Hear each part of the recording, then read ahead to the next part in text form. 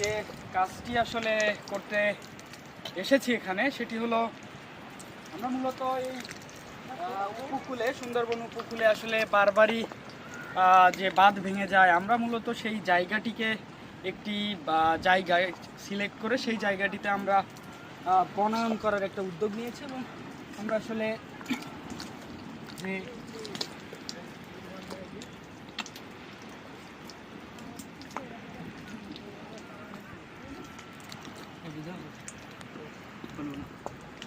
আমরা আসলে কিছু বনায়নের জন্য এখান থেকে চারা সংগ্রহ করার জন্য এসেছি এবং আমরা এই যে 2 সারি গাছ, এই গাছের ভিতর থেকেই মূলত আমরা কিছু গাছ আসলে সংগ্রহ করব আমরা, যেগুলা মোটামুটি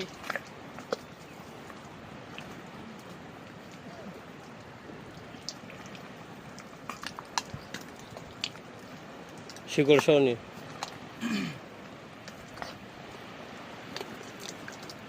একটা বাইন গাছ এবং এটি আমরা সংগ্রহ করেছি এবং এটা আমরা আবার নতুন জায়গায় নতুনভাবে রোপণ করব।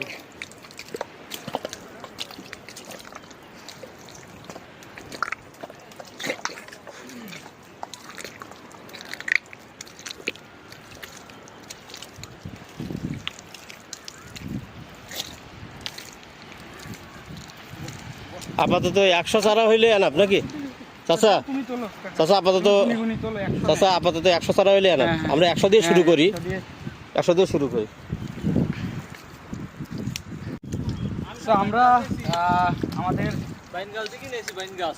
বাইন গাছ আনছো? প্রজাতির আসলে চারা এখানে আছে, তার মধ্যে আমরা বেশিরভাগ এখানে আসলে কেওড়া গাছ, তো কেওড়ার চারা রয়েছে এবং সব থেকে আমরা যেটা করছি একটা লাইন ধরে ধরে আসলে এই বনায়নটা করা। আমরা সেই মিডিলে যে গাছগুলো রয়েছে অর্থাৎ ছোট গাছগুলো, এগুলাই মূলত আমরা এখান থেকে সংগ্রহ করছি যাতে অন্য জায়গায় যেয়ে সেটাকে আবার প্ল্যান করা যায়।